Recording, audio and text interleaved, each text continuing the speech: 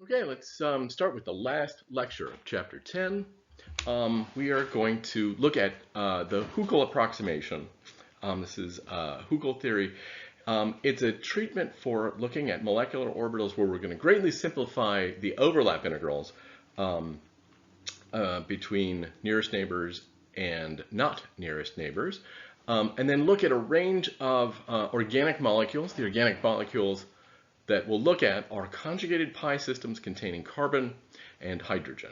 That's all we're going to focus on in this lecture. It extends to any conjugated pi systems as long as we're looking at the conjugated pi part. It could be any type of atom, carbon or sulfur or oxygen, but it has to be participating in the conjugation. Okay, so that's the goal of this lecture, and we're going to go through it in some detail. Okay, so let's start with that secular equation that we use to look at diatomic molecules, where we were looking at a molecular orbital that is made up of the wave function of two atomic orbitals. So for this case, the molecular wave function is psi, and the atomic orbitals are A and B, and the coefficients of the recipe for that are C sub A and C sub B. So there's some contribution from each of the atomic wave functions that go into the molecular wave function.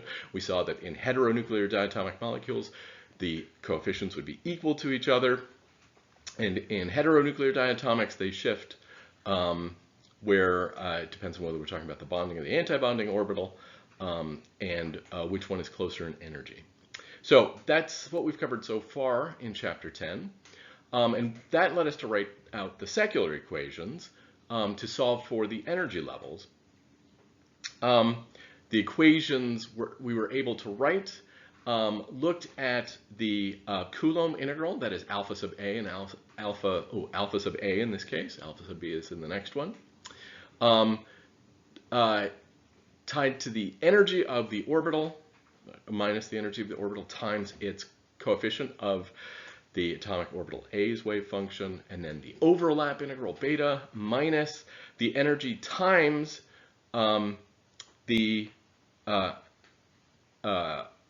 beta is the interaction energy, not the overlap. Then the overlap integral is that S that we saw in previous lectures, times the coefficient of the other one. And then we have simultaneously, we have the another equation that similarly relates. This time we're looking at the Coulomb integral of the second atomic orbital in the second equation. So we saw this in a previous slide, so I want to go over it quickly. This is the exact same slide, we're just reviewing. So where we had the Coulomb integral, which is essentially the individual energy of the atomic orbital all by itself. So that is A Hamiltonian A integrated over all space, or B Hamiltonian B integrated over all space.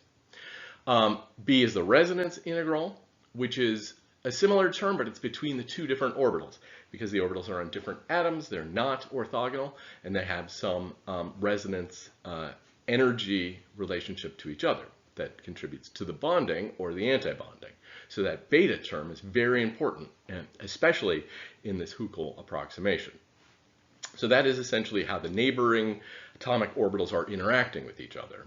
And then the overlap integral, this is also about how the neighboring atomic orbitals are overlapping with each other, but this is overlapping in space, not in energy. There's no Hamiltonian acting here. All right. Again, remember the values of alpha and beta are negative. The energies are negative. More negative means more stable. So it's going to be a little bit tricky, and you'll see this when we get to the results a few slides away, that we have to keep in mind that we have to keep in mind that these are negative numbers. We'll get back to it. Again, it doesn't matter which order we do the resonance integral, H hat B or B H hat A, get the same answer. This is similar to the resonance integral, but without.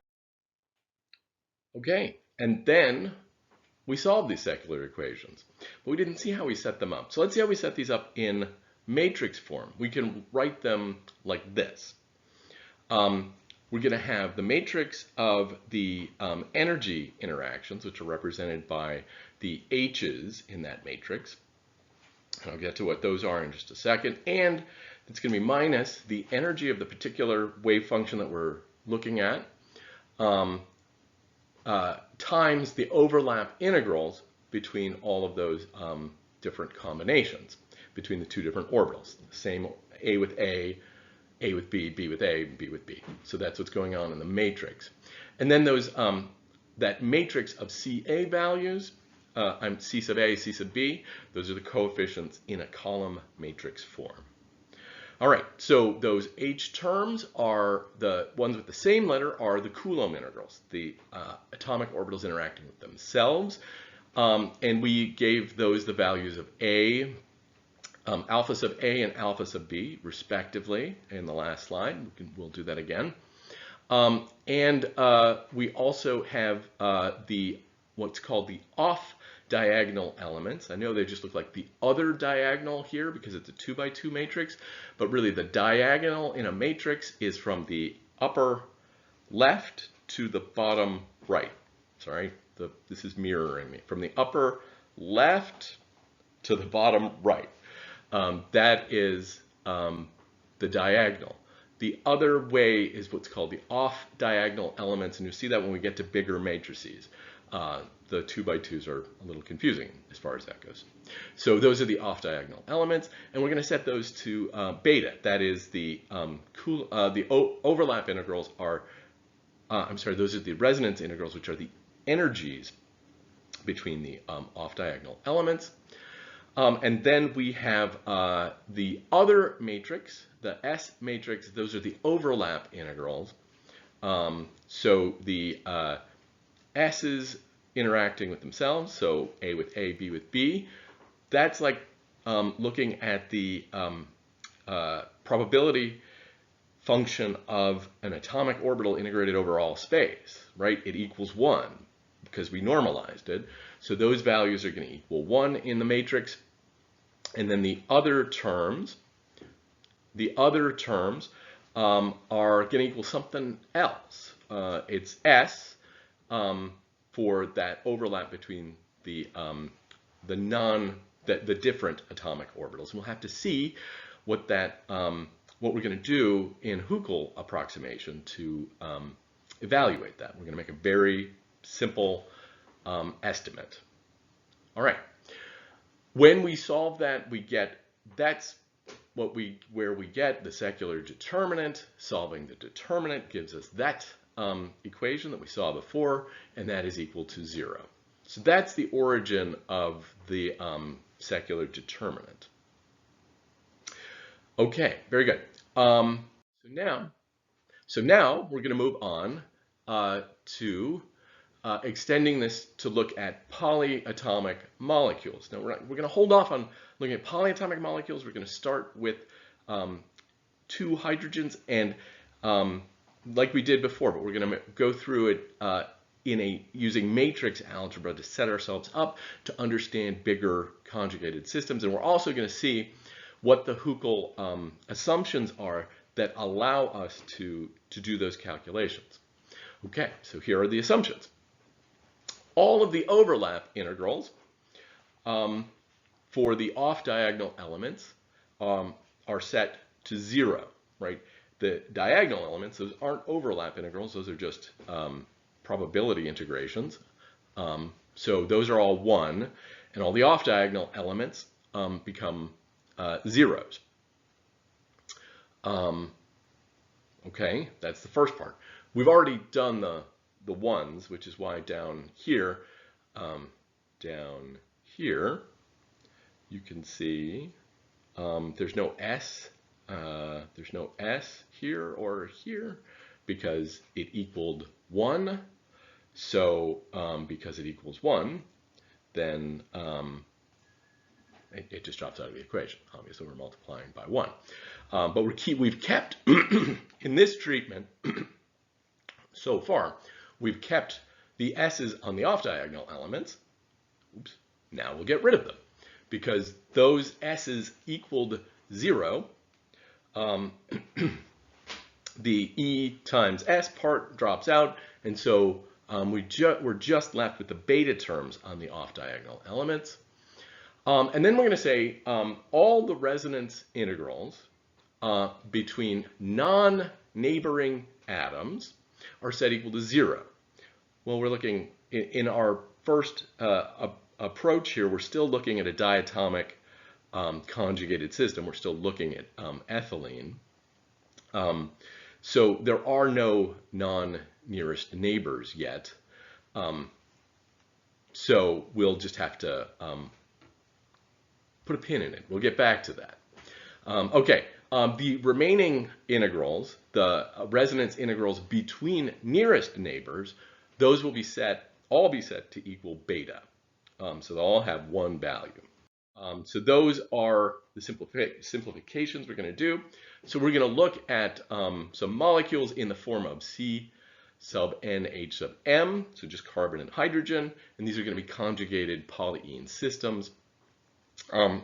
So we are only going to be looking at the pi bonding, and I'll get to that in just a second. So the structure of the secular determinant is that all the diagonal elements end up being alpha sub something minus E. So along the diagonal, all other elements are going to equal 0. This part will be important later, except for the nearest neighbors. Okay, so we're only going to consider the pi bonding. So we're going to look at conjugated systems that have alternating single and double bonding. We know that's very important in chemistry. Those are called conjugated pi systems. We're going to ignore the s orbital, the sigma orbitals. They're there, they're important, but they're local. That they are bonding, the electrons are stuck in a sigma bond between the center of two individual atoms, and they can't roam around the molecule, so they're not delocalized, so they're not going to be treated in our Huckel approximation. All of the atomic orbitals that we're going to use are going to be made up of parallel p orbitals. So I'm calling them p sub x, z is the bond axis, z is the bond axis, so the p orbitals have to be perpendicular. They could be x or they could be y. It doesn't matter. We'll just call them p orbitals, but know that it's the p orbital that they're parallel to each other. We'll look at that in just a second. All right, and all the Coulomb integrals, because they're all going to be carbon atoms, right? We're only looking at the atomic orbital of p on a carbon atom. So we're just going to say all of those are the same. It doesn't matter where in the molecule it is. A carbon atom's p orbital is going to have one energy. I don't care about the subtle changes. We're doing an approximation here. The assumption that we'll make to simplify our Huckel theory is another assumption is that all of the values of alpha are the same. So that means that the secular determinant simplifies to alpha minus E, beta, beta, alpha minus E. That's for our two wave function system. Simplifies then to this, because we've gotten rid of the subscripts.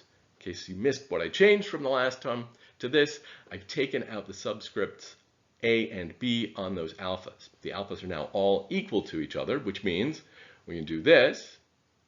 We just have the square of alpha minus E minus the square of beta equals 0. And that's going to be the solution for C2H4, that is ethylene. The IUPAC name is ethene, systematic naming. Most chemists will call it ethylene. And the roots of this equation, if you solve for this, you get two different values.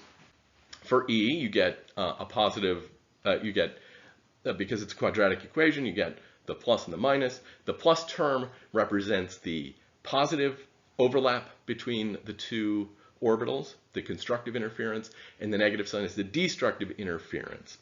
And that will give us the energies for the two molecular orbitals of ethylene. Okay. So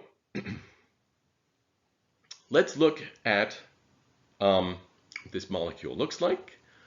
Here is its Lewis structure. So it shows us that we have 5 bonds. We have 4 sigma only bonds, and then we have 1 double bond. So in that double bond, there's a sigma. So there's 5 sigma bonds, 5 sigma bonds and 1 pi bond. So let's take a look at that and how that looks geometrically. So if we kind of put the molecule down flat, now again, in our Huckel approximation, we're not interested in finding the sigma bonding character here. We're only interested in tracking the delocalized pi orbitals. So we're only going to be looking at p orbitals that are parallel to each other that are combined in a delocalized system, or in a pi system. It can't really be delocalized in ethylene because it's just between the 2 carbon atoms. There's no other p orbitals for it to use. So it is still localized here, but it's only because there is only local. There's nowhere for it to go, even if it wanted to. Okay, so in here, the black lines that connect the atoms, they're really representing the sigma bonds. So just think of those as the sigma bonds, and we're not interested in the sigma bonds, but know where they are.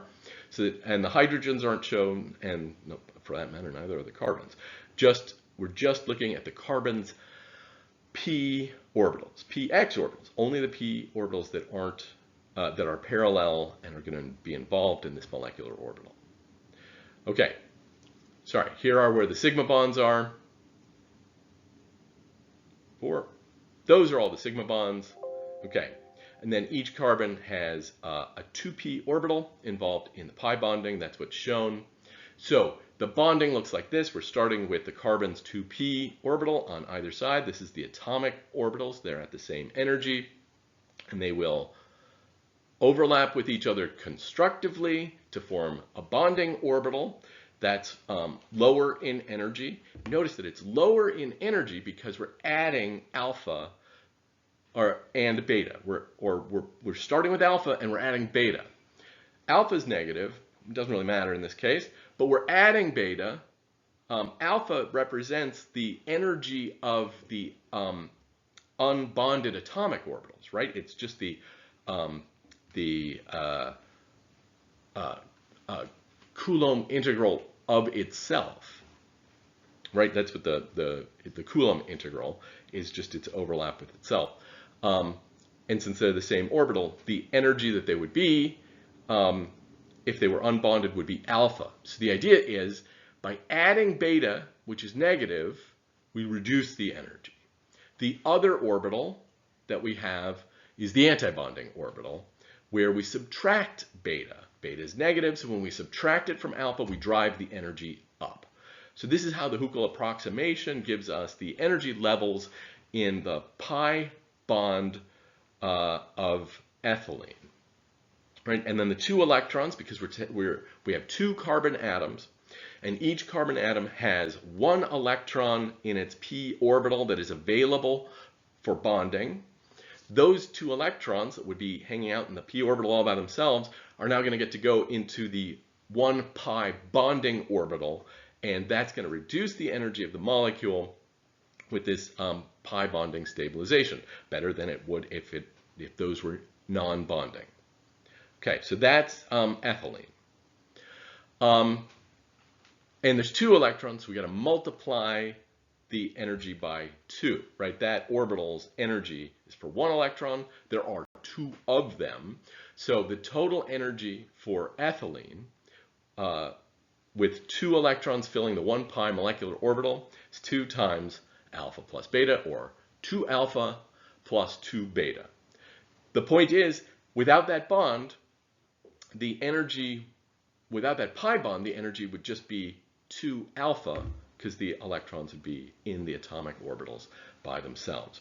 Okay, so that's our treatment of ethylene. using the assumptions of the Huckel approximation. So nothing fantastic has happened yet. The power of the Huckel approximation comes when we look at larger molecules with longer delocalizations. Okay, next. Okay, here's where the power of the Huckel approximation is really going to start to come out. We're going to extend this to polyatomic conjugated dienes, or polyenes, rather. So the first one that we'll start with, sort of the shortest possible polyatomic diene. If you want to have 2 double bonds in a conjugated system, it's going to have to be 4 carbons long. So it is the molecule C4H6, and the specific isomer is called 1,3-butadiene or buta-1,3-diene, depending on whether you like your numbers to be close to the substituent or at the front of the word. The old style was 1,3-butadiene. That's just how I learned it. Okay, this isn't organic chemistry, so we don't have to worry about that. All right, so here is the Lewis structure of 1,3-butadiene, 4-carbon chain with 2 double bonds, and it's called 1,3-butadiene because the double bonds are between the 1 and the 2 carbon and the 2 and the 3 carbon in the Lewis structure. And of course, that's just the Lewis structure, which is a great way to write down molecules. It's a very handy way to represent them, but it is not very comprehensive in understanding them. This is going to be a little bit more comprehensive. So, again, 2 non-adjacent double bonds. So let's start by numbering each carbon. I already told you we did. We're going to start from the left side. We have 1, 2, 3, and 4. Those are just the numbers on the carbons. And we will use that numbering system to create a matrix. So that's what the matrix is going to look like, and we're going to number it 1 through 4 in each direction. And then we're going to fill in the chart in the same way we filled in the chart for the interactions between the different molecules. Now, in the previous chart, we were talking about atom A and B. Now we're going to be talking about atoms 1, 2, 3, and 4. We're talking about the carbon atoms, and they each have a number, and we'll think about how they interact with each other in this structural form. Okay, the diagonal elements are the Coulomb integrals. So we're approximating all the Coulomb integrals with the letter with the number alpha. So let's put those in on the diagonal. Okay, that's the diagonal. Those are the diagonal elements, the interaction of the each individual orbital with itself. That's how we're modeling that energy. It is just equal to the atomic orbital's energy, which makes sense. All right, the off-diagonal elements between neighboring atoms only are going to get beta. So in the case of ethylene, we only had 2 carbon atoms and they were neighbors. Here we've got 4 atoms. They're not all neighbors with each other, so there's going to be a distinction between these. So first, there's going to be a beta interaction between carbons 1 and 2. It goes both ways, right? It's an interaction between them. So we will put the carbon 1 neighbors carbon 2. Both those elements are therefore beta. So we put a beta there and a beta there. Those show the interactions between carbons 1 and the orbitals of atomic orbitals of carbons 1 and 2. Carbon 1 on the left end of the molecule has no more neighbors, or no more nearest neighbors, right? It does not neighbor carbon 3 or carbon 4. Those elements will become 0. And they become 0 both going the long way, along the row, and along the column, because it's the interaction between carbons 1 and 3 and 1 and 4, or between carbon 3 and carbon 1 and carbon 4 and carbon 1. It's the same thing in this approach. Next, let's look at that carbon 2 neighbors carbon 3.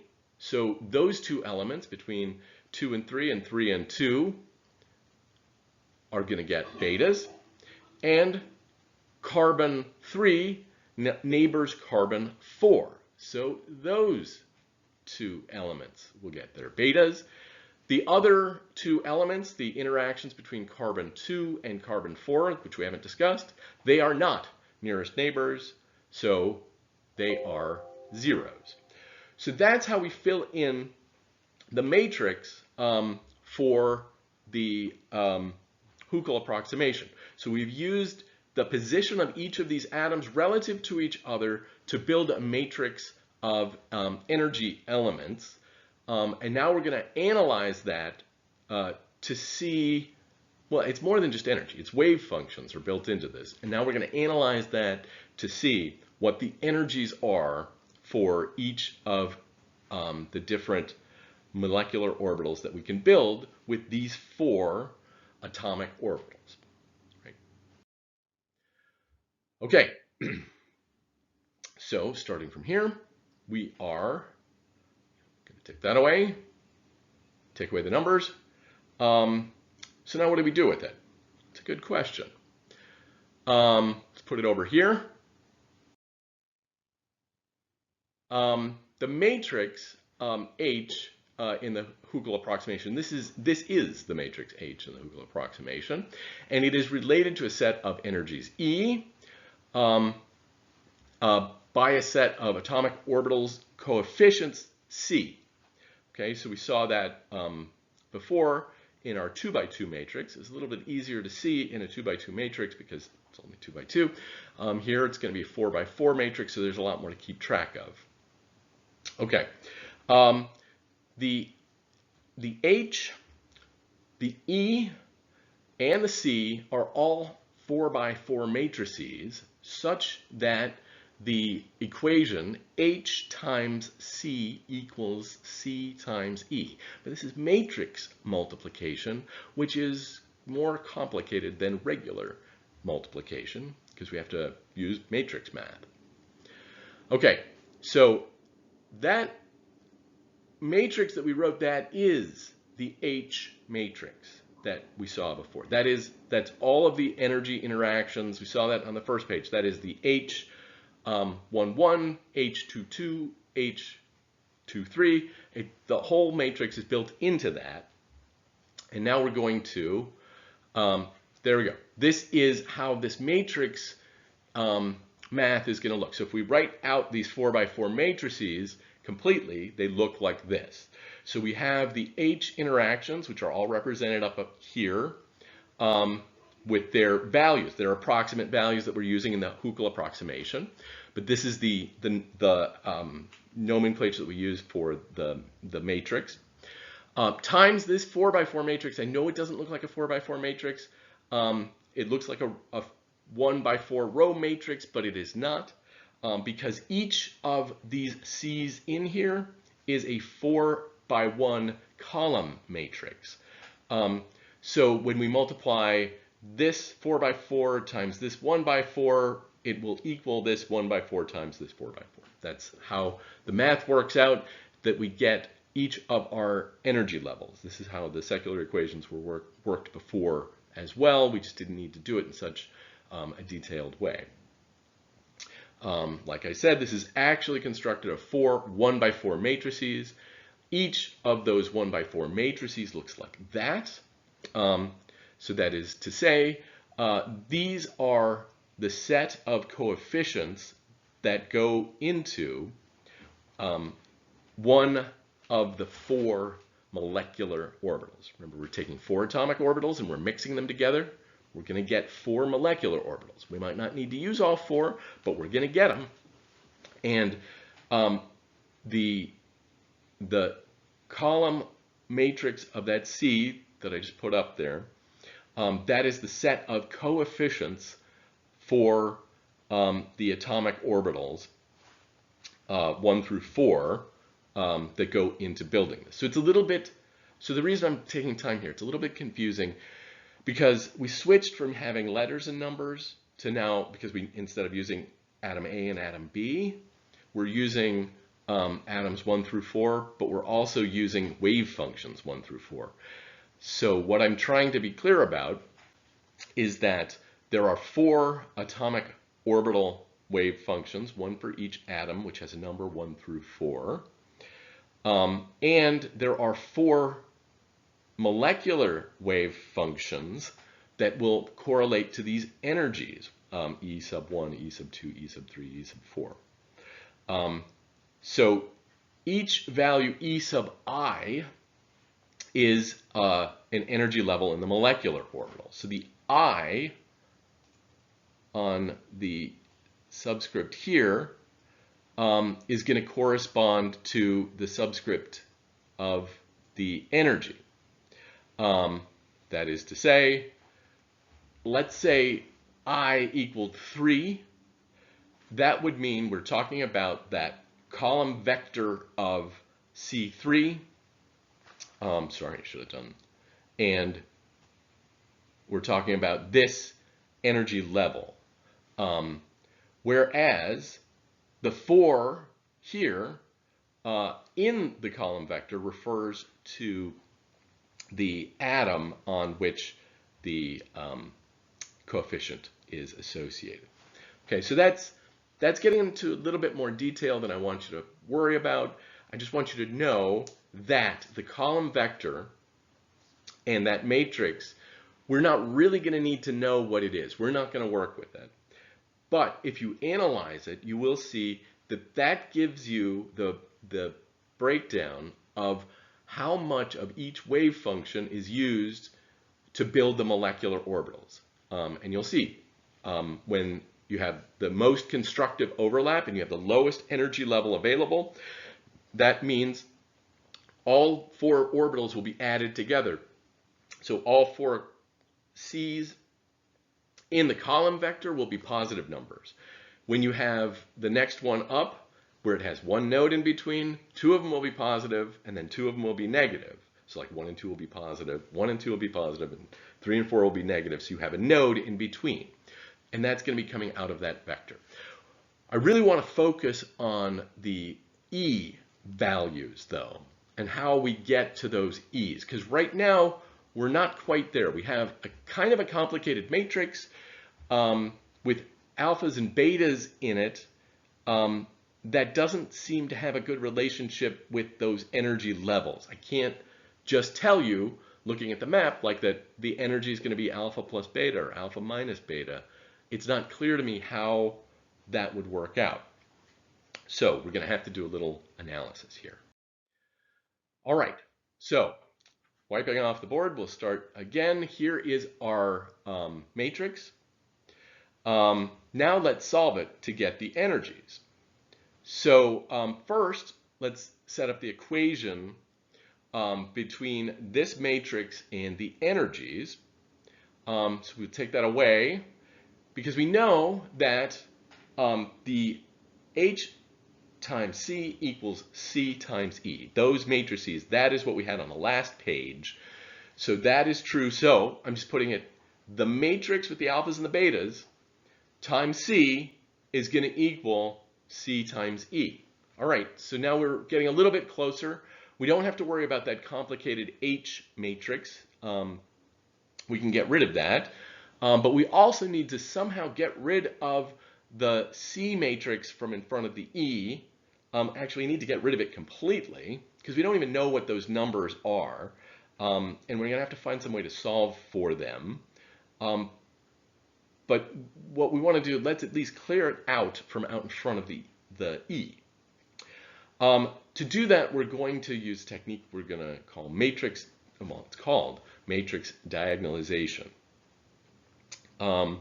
So the first thing we're going to do is declare that there exists such a matrix C to the minus 1, so it's the inverse matrix of C, such that when we multiply that inverse matrix in the front times that matrix times E, we're just going to get E. So the multiplication of those two matrices kind of makes it disappear. It's going to become what's called the identity matrix. And if you multiply the identity matrix times a different matrix of the same size, then the identity matrix just disappears. It's like multiplying by 1 in matrix math form. Okay, So, um, so let's rewrite the equation with this understanding, and we'll put that in. Oops, and take that out so that we can read it, and we see that we get the inverse C operating on our matrix of alphas and betas times the matrix C is going to equal the H matrix, it's just a different way of writing that. And then at the end, the second to last part of that, it's the inverse here. This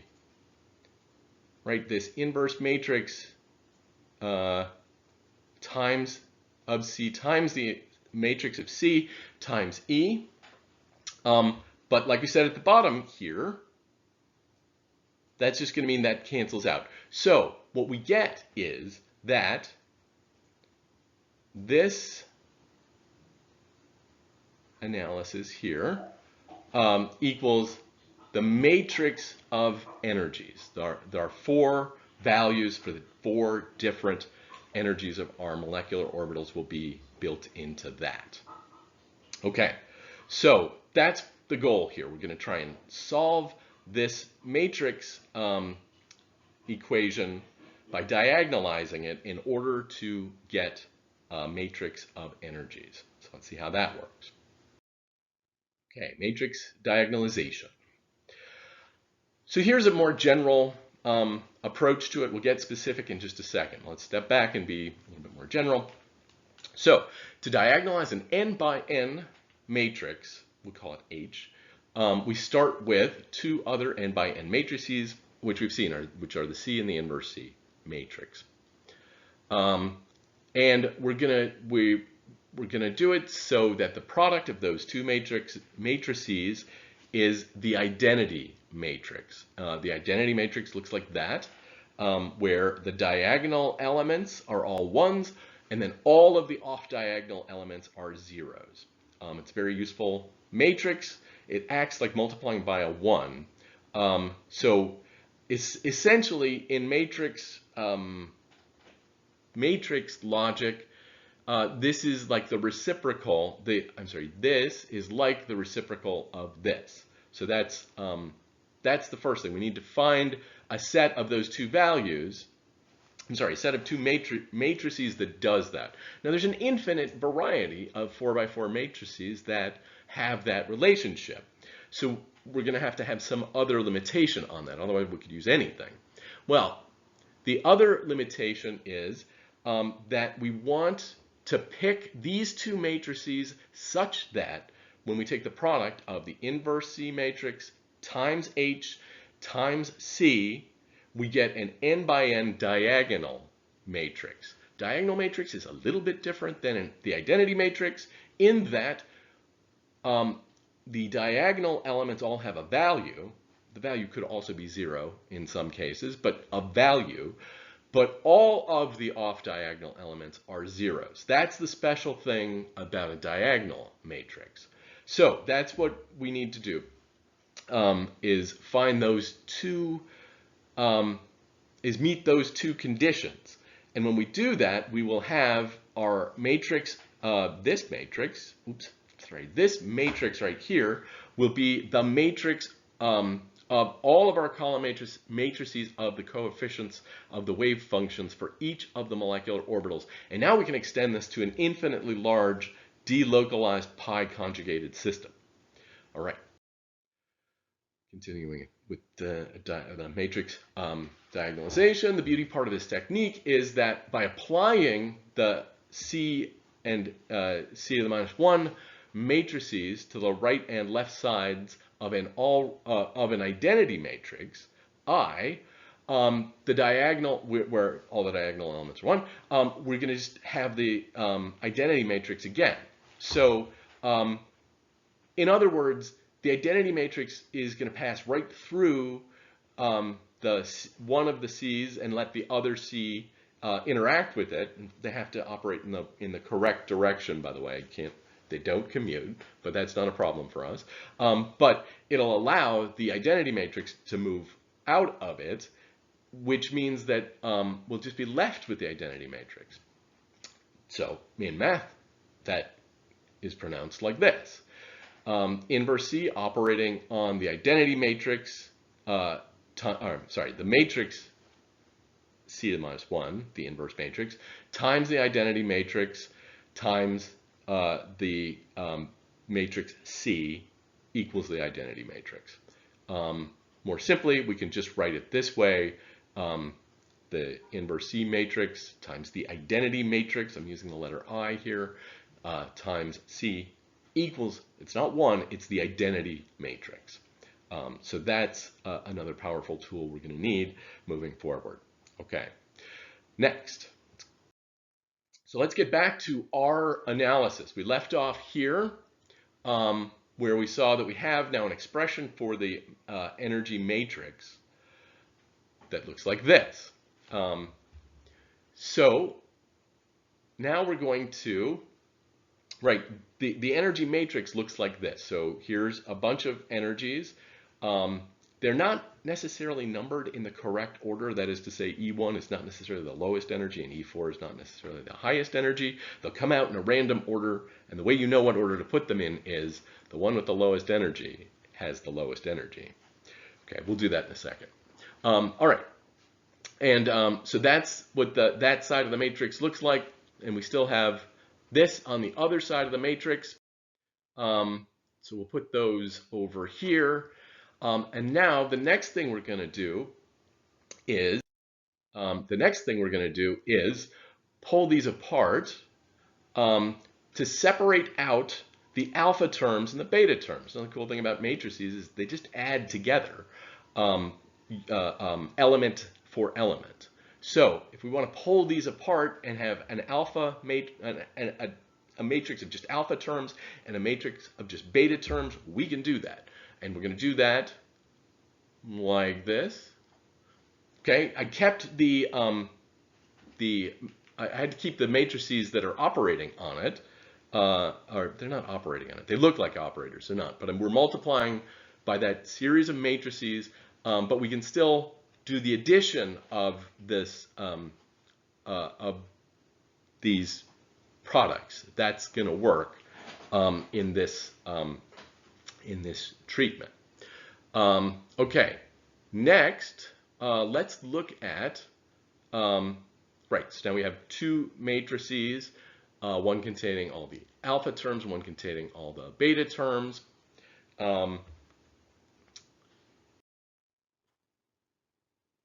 And we're going to look at the matrix of just the alpha terms. Okay, so that looks like this, right, which is really just an identity matrix times alpha. When you multiply a matrix by a constant, you multiply every element by that value. Well, that's fine. So we'll end up with the diagonals will all equal alpha in this case, and the off diagonals will all equal alpha times 0, which turns out to just be 0. So that's why we can do that. A constant, by the way, can then commute. So we can swap that inverse C matrix with the alpha, because it's not a matrix, it's a constant. And now we're set up in that situation that we saw before, where we have the identity matrix with these reciprocal matrices on either side, and that just equals the identity matrix, which means I can just get rid of those in this case. So that means I can just get rid of those in this case. So I'm going to go do that back on the matrix at the top. I'm just going to pull those off. All right. So now the only place we have to worry about those pesky C matrices is on the matrix with the beta terms. Okay. Hopefully that'll be just as easy to solve. It's not going to be easy to solve. Okay, here we go. So now all we have to do is find the appropriate inverse C and C that will diagonalize that beta matrix, right? So they just have to meet these two conditions where if you multiply them together without a matrix in between, you get the identity matrix, and if you multiply them with that matrix with all the beta terms in it together, you get a diagonal matrix, not an identity matrix, just diagonal. As long as all of the off-diagonal terms are 0, you're fine. So that is to say, we're going to take this, and because just like we did with the alpha matrix, because all the beta terms are the same in this case, we can just pull them out of the matrix as a constant, and we can commute those around. So now all we have to do is diagonalize this matrix here with the ones and the zeros. That's all we have to do. Diagonalize that matrix, and we will solve this problem. So let's go do that. But in order to do that, we're not going to be able to do it with just simple mathematical principles. We're going to have to use some calculational software.